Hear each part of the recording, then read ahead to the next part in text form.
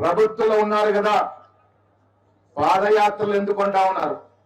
పెద్దలు శ్రీధర్బాబు గారు చెప్పినట్టుగా పాదయాత్ర అనేది కాంగ్రెస్ పార్టీలో నరాలను ముడుకుపోయినటువంటి అంశం.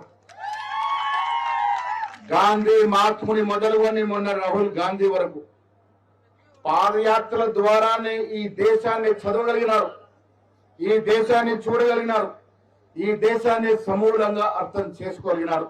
దాంట్లో భాగంగా రాహుల్ గాంధీ గారు చేసిన భారత్ జోడో యాత్ర ఊరికే భౌగోళికంగా తిరగలే, సామాజిక పరంగా, ప్రాంతాల పరంగా, జిల్లాల పరంగా, వృత్తుల పరంగా, కులాల పరంగా, మతాల పరంగా చదవగలిగినాడు. కాబట్టి భారత్ జోడో యాత్ర ఈ ప్రపంచ చరిత్రలో పుట్టల్లోకి ఎక్కిందనే మాట కూడా సుందరంగా మనవి చేస్తా ఉన్నాను. వారి ఆదేశం మేరకే ఖర్గే గారు మొన్న ఢిల్లీలో, మీరు ప్రభుత్వంలో ఉన్నారు, హైదరాబాద్ లో ఉంటే సరిపోదు, ప్రజల్లోకి వెళ్ళాలి.